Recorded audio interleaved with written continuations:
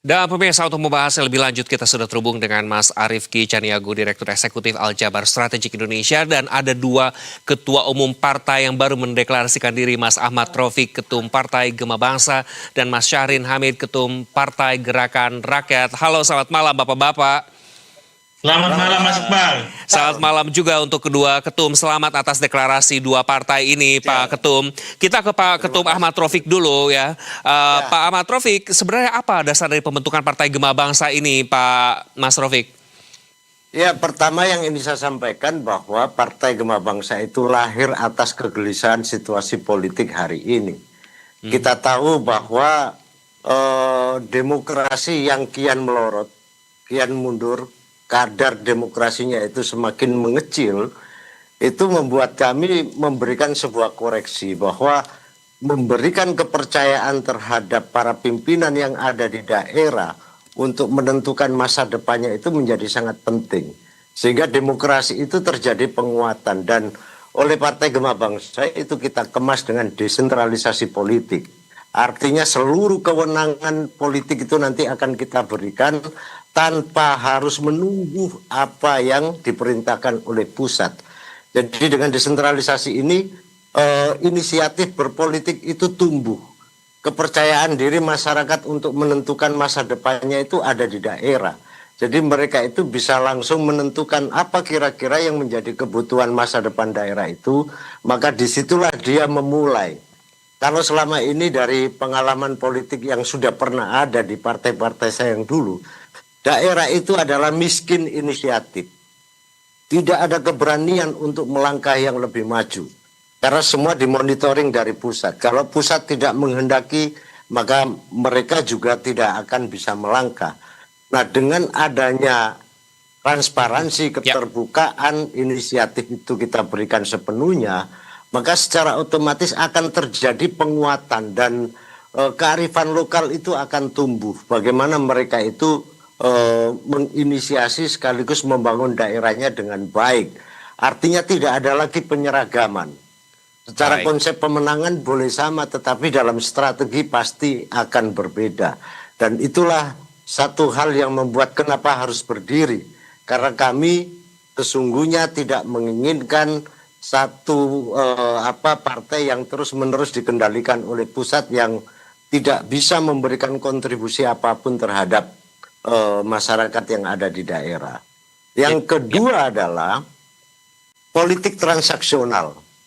Politik transaksional itu adalah membelenggu kemerdekaan masyarakat yang ada di daerah. Kita tahu setiap mau pilkada, setiap penyusunan caleg itu pasti ada transaksi-transaksi. Dan secara kasat mata saya pernah menemukan itu. Nah, buat Gema Bangsa itu semua kami tiadakan. Tidak ada lagi transaksi, tidak ada lagi jual beli kursi. Semua kita pulangkan kepada daerah, silahkan mereka menentukan masa depannya, silahkan mereka membangun daerahnya. Itu poin utama Partai Gema Bangsa ini didirikan. Baik. Mas Taufik, berarti memang juga tidak ada transaksi begitu ya, kita kembalikan ke daerah begitu untuk menentukan masa depannya. Pak Syahrin, Partai Gerakan Rakyat kan baru juga dideklarasikan tapi langsung mendukung Anies Baswedan nih untuk Pilpres 2029. Apa alasan partai mengambil sikap politik sedini ini? Apakah ini juga dasar dari pembentukan partainya ini memang mengarah ke sana, Pak Syahrin? Ya, jadi teman-teman semua, sahabat-sahabat, Bung Ketum Ahmad Taufik dan juga Mas Arief Ki Caniago. Jadi kalau melihat gerakan rakyat, kita tidak lepas dari bagaimana sejarah kelahirannya.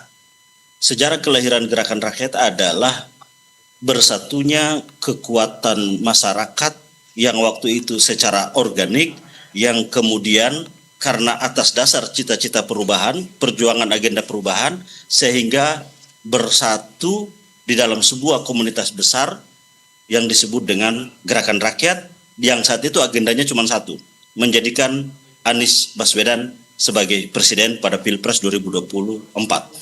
Nah, inilah yang menjadi basis awal. Jadi basis daripada Gerakan Rakyat, basis awalnya adalah gerakan kerelawanan. Gerakan kerelawanan inilah yang kemudian berhimpun pada bulan November 2023 membuat sebuah rumah besar yang disebut dengan Gerakan Rakyat, yang kemudian kesadaran ini terus tumbuh sampailah pada setelah pasca Pilpres 2024. Maka di akhir tahun tersebut ada kesadaran untuk membangun sebuah organisasi kemasyarakatan secara formal. Artinya yang tadinya adalah semangatnya kerelawanan, artinya yang tadinya adalah semangat itu dibangun atas dasar inisiatif, organik, memiliki tentunya aspek-aspek yang berbeda dari masing-masing elemen. Namun ketika menjadi sebuah organisasi, maka setiap organ dan setiap orang itu telah mengingatkan diri dalam sebuah organisasi. Kenapa? Karena organisasi ada tujuan, organisasi ada aturan, organisasi ada mekanisme, ada sistem, ada hak dan ada kewajiban. Nah, maka pada 2025 Gerakan Rakyat dideklarasikan sebagai organisasi kemasyarakatan yang berbadan hukum. Nah, jadi sejak 2025 bulan Februari, Gerakan Rakyat tidak lagi menjadi organisasi kerelawanan, tapi sudah menjadi organisasi yang berbadan hukum. Nah, namun ada kesadaran bahwa dengan organisasi kemasyarakatan kita tidak memiliki sebuah kekuatan yang berbasis politik. Kenapa? Karena kita tahu bahwa banyak hal terkait dengan kebijakan-kebijakan politik itu basisnya adalah lembaga ataupun badan hukum partai politik. Nah, dari sini kita melihat bahwa ternyata dari mulai proses perbentukan perundang-undangan, legislasi untuk bisa menjadi anggota legislatif harus melalui partai politik. Karena partai politik lah yang menyusun pencalekan. Yang kedua, untuk memajukan kepala daerah ataupun memajukan presiden harus basisnya adalah partai politik juga. Nah, sehingga bahwa ada kesadaran untuk membangun agar ini tidak hanya memiliki organisasi kemasyarakatan yang menghimpun seluruh rakyat Indonesia, sehingga rakyat Indonesia yang memiliki cita-cita perubahan yang sama terorganisir dalam sebuah organisasi kemasyarakatan, tapi bahwa kita harus maju selangkah lagi bagaimana agar kekuatan ini bisa menjadi bagian dari otot politik. Nah, untuk itu maka ada kesadaran untuk membangun badan hukum politik secara formal. Nah, tanggal 18 Januari kemarin itulah momentumnya ketika seluruh Dewan Pimpinan Wilayah dari Sabang sampai Merauke 38 provinsi hadir. Sayap-sayap organisasi, sayap pemuda, badan-badan otonom, badan kebencanaan, badan perempuan, badan pengawalan keamanan, dan juga Dewan Pakar hadir dalam sebuah forum yang terhormat itu, dan disitulah ditetapkan bahwa Gerakan Rakyat menetapkan, mendirikan partai politik yang kita sebut dengan Partai Gerakan Rakyat. Baik, Pak Sahrin. Partai Gerakan Rakyat ini tidak bisa dilepaskan dengan Mas Anies Rashid Baswedan. Kalau kita lihat sejarahnya, lahirnya dari kerelawanan memperjuangkan Anies sebagai presiden, maka ini tersambung terus. Sehingga Anies dan Gerakan Rakyat ini bagaikan dua sisi mata uang. Sekeping mata uang dengan sisi satu Anies, sisi satu Gerakan Rakyat. Ini satu kesatuan yang utuh. Nah, sehingga tidak bisa dipungkiri bahwa memang kehadiran Gerakan Rakyat adalah yang sebagaimana disampaikan tadi. Kita menginginkan, merindukan, memperjuangkan keadilan, kemakmuran bagi masyarakat. Dan yang kedua, kita juga memiliki agenda bagaimana menjadikan Anies Rashid Baswedan sebagai Presiden Republik Indonesia. Merindukan keadilan dan kemakmuran rakyat. Mas Rifki, Anda melihatnya seperti apa tentang adanya dua kemunculan partai baru ini nih, early booking begitu ya katanya ini, Mas Rifki? Iya, Mas Iqbal. Kalau saya membaca ini kan memang cukup menarik ketika awalnya Partai Gema Bangsa maupun Partai Gerakan Rakyat ini muncul. Karena kan ini kan mewarnai dalam kontestasi politik Indonesia. Tapi ketika keduanya langsung mendeklarasikan siapa calon presidennya, maka ini saya sebut sebagai early booking. Artinya fenomena partai politik yang lebih percaya dengan kekuatan yang dimiliki oleh personal dari calon presidennya. Jadi hari ini kan verifikasi pemilu kan belum berjalan. Artinya tahapan pemilu belum berjalan, tapi masing-masing dua partai ini sudah melakukan deklarasi bahwa kita akan mengusung Mas Anies dan juga Pak Prabowo. Artinya pembentukan partai ini bukan berbasis program, tapi berbasis terhadap personal kekuatan politik yang mengikat kepada secara emosi kepada Pak Prabowo dan juga kepada Mas Anies. Berbasis figur. Jadi, berarti begitu fenomena ya? ini, Gimana Mas? Berbasis figur berarti ya Pak?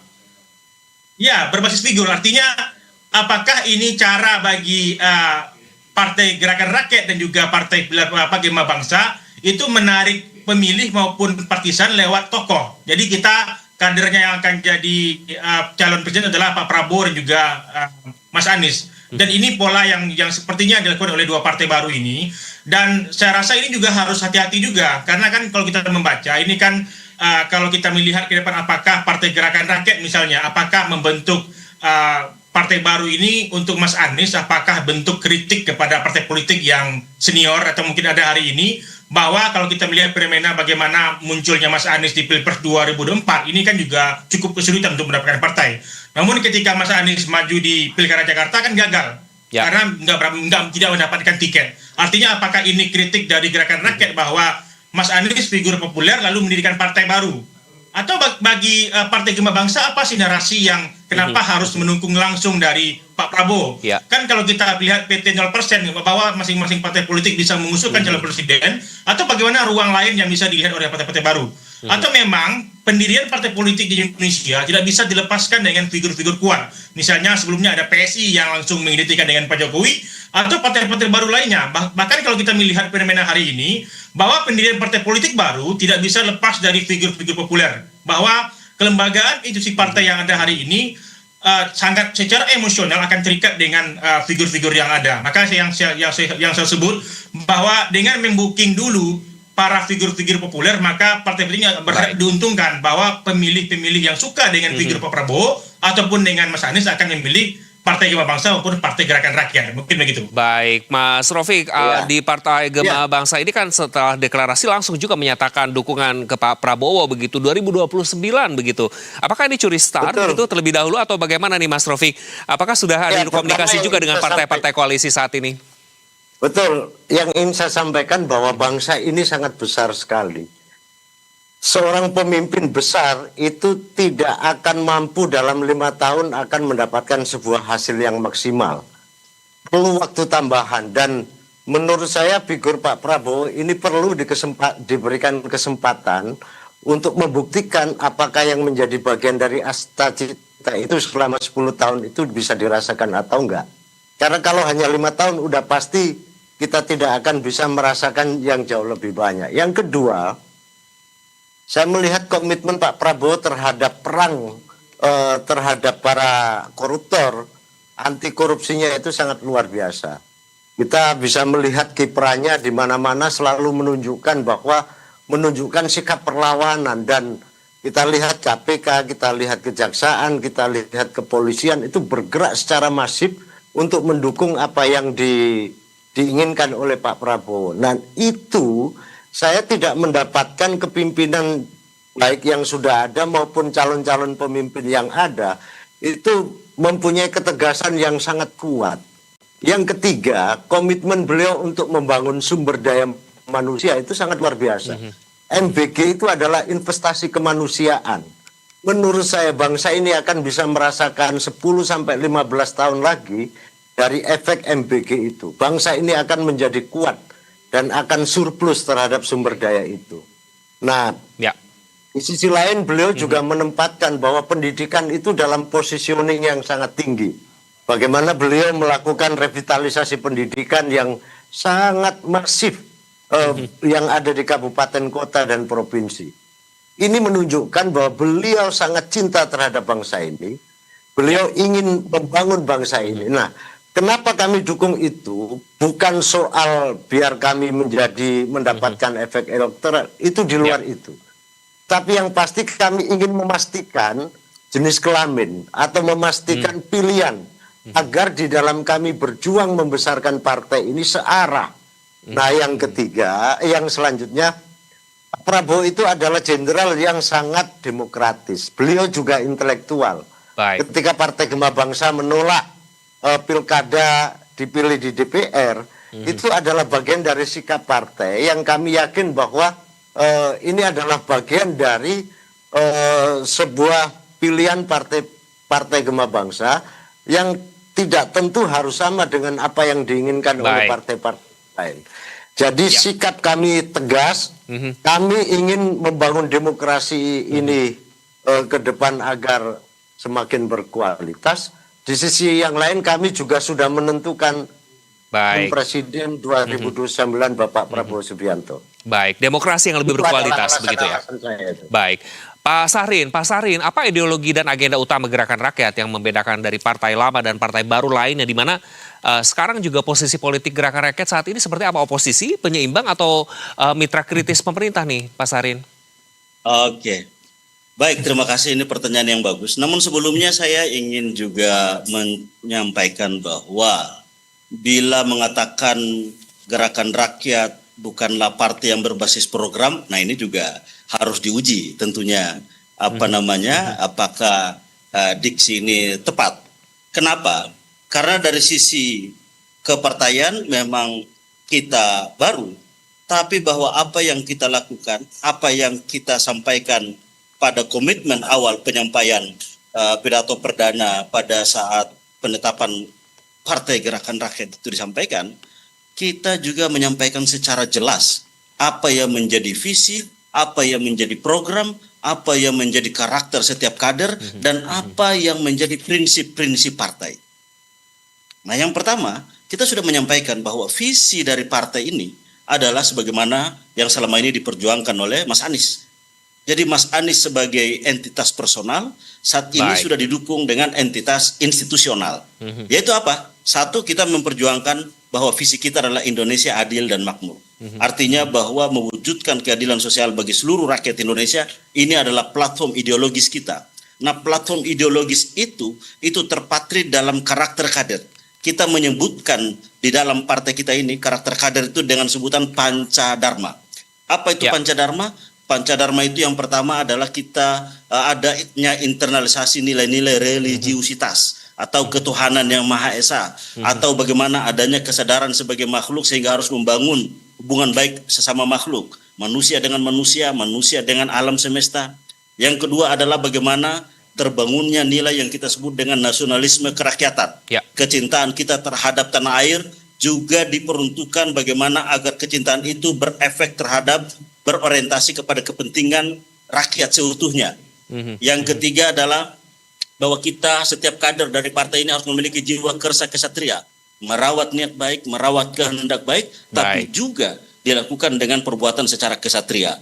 Yang keempat adalah setiap kader partai ini harus memiliki jiwa kasih sayang, kerukunan, empatik terhadap manusia satu dengan manusia yang lain. Yang mungkin nilai yang disebut dengan Ar-Rahman Ar-Rahimnya setiap kader-kader ini, bahwa dia memiliki kasih sayang yang tinggi sesama anak bangsa ataupun sesama warga negara ataupun warga bangsa. Dan yang terakhir adalah Pancadharma dari karakter kader Gerakan Rakyat itu adalah integritas moral. Setiap kader kita tanamkan jiwa bahwa harus memiliki integritas moral. Apa yang dikatakan harus sesuai dengan perbuatannya. Satunya kata dan satunya perbuatan ini adalah menjadi hal yang penting dan hal yang langka di Republik ini. Seringkali pemimpin mengatakan A, perbuatannya B. Ini adalah Pancadharma. Yang terakhir, kami ingin juga menyampaikan bahwa ketika ditanyakan apa yang menjadi pembeda antara Partai Gerakan Rakyat dengan partai lain, itu adalah cara menjalankan partai.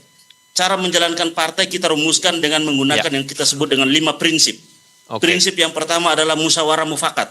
Bukan fatwa ketua ataupun bukan otoritas tunggal ketua. Semua diambil keputusan-keputusan itu berbasis musyawarah dan mufakat. Musyawarah dan mufakat ini adalah nilai yang selama ini sudah hadir di Republik ini. Bukan menang-menangan, bukan banyak-banyakan, bukan betul-betulan, bukan tinggi-tinggian pangkat. Tapi bagaimana itu dibangun dengan musyawarah dan mufakat. Yang kedua, partai kita ingin membangun dengan cara-cara dengan prinsip gotong royong. Kita tahu semua acara Gerakan Rakyat basisnya adalah gotong royong. Karena kita sudah biasa menjadi relawan. Yang disebut dengan relawan itu adalah datang sendiri, mungkin pulang sendiri, dan mungkin bila ada makanan, makan bersama. Tapi bahwa basisnya itu adalah gotong royong. Dan yang ketiga adalah kita ingin membangun partai kita ini dengan asas transparansi. Maka ibu bapak bisa lihat di sosial media Gerakan Rakyat, setiap tanggal 5 pasti ada laporan keuangan dari Gerakan Rakyat. Dari mana saja sumber keuangannya, dan yang kedua diperuntukkan untuk apa pengeluaran dari semua keuangan itu. Ini adalah bagian dari transparansi yang ingin kita bangun dari Partai Gerakan Rakyat ini. Pak Sahrin. Yang keempat?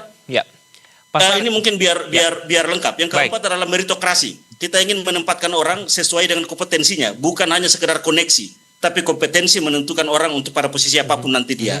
Dan yang terakhir adalah egalitarianisme, kesederajatan ataupun kesetaraan. Ketua hanya ditinggikan seranting, dimajukan selangkah. Selebihnya haknya sama sebagai anggota.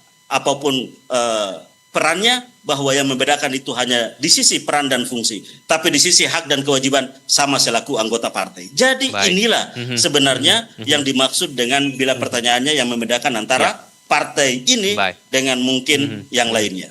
Baik, singkat saja Pak Sahrin, berarti oposisi penyeimbang atau mitra kritis pemerintah nih? Nah, dalam konteks kita ini kan memang selama ini kan sudah membangun peran itu. Walaupun waktu itu kita menjadi organisasi kemasyarakatan, tapi kan positioning kita jelas. Critical support. Critical support, Critical support. Apa yang belum baik kita kritisi. Misalnya satu, bencana yang terjadi. Kita mendesak kepada pemerintah untuk menetapkan itu sebagai bencana nasional.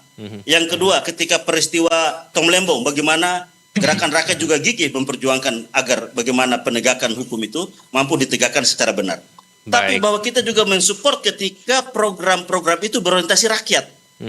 Kita harus akui, gerakan rakyat adalah partai politik yang menjadikan rakyat sebagai orientasi utama. Maka ketika pemerintah menjadikan rakyat sebagai orientasi utama, ya tentunya gerakan rakyat juga akan mensupport itu.